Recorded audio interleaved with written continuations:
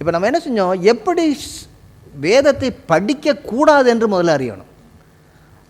ஒவ்வொரு புத்தகத்தை மட்டும் படித்து விட்டு, அல்லது ஒரு பத்தியை மட்டும் படித்து விட்டு, அல்லது ஒரு சாப்டரை மட்டும் படிச்சுட்டு, இன்னும் சில பேர் ஒரே ஒரு வசனத்தை மட்டும் படிச்சுட்டு, இன்னும் சில பேருக்கு நல்ல வேலையாக போச்சு இந்த கேலண்டரில் போட்டிருக்கிறாங்க, போகிற வழியில் அப்படியே ஏன் இன்றைக்கி என்ன அப்படின்னு சொல்லி அதை பார்த்துட்டு நல்ல வசனம் எனக்கு வந்துச்சு,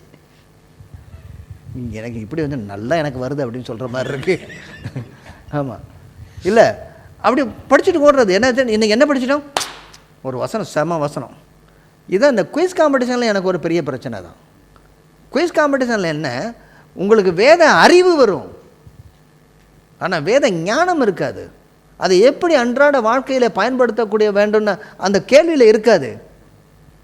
அந்த கேள்வியில் என்ன இருக்கும்,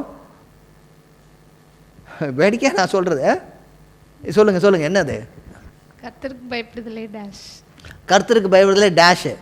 அவனே சொல்லிட்டு போகிறான், டேஷ்ன்னு சொல்லிட்டீங்களா அப்புறம் என்ன, கர்த்தருக்கு பயப்படுதலே டேஷு, கர்த்தருக்கு பயப்படுதலே ஞானத்தின் ஆரம்பம், எழுதியாச்சு. ஓகே, எதற்காக நீதிமொழியிலே கர்த்தருக்கு பயப்படுதலே ஞானத்தின் ஆரம்பம் என்று எழுதப்பட்டிருக்கிறது?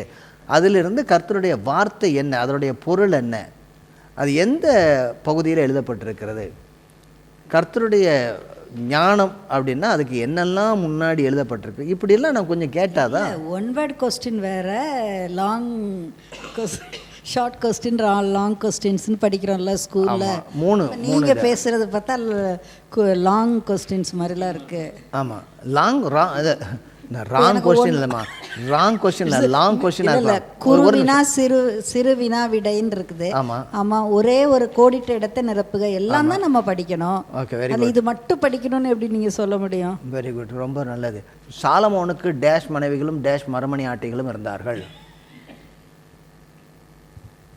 ஞானம் தானே, ஞானம் தானே.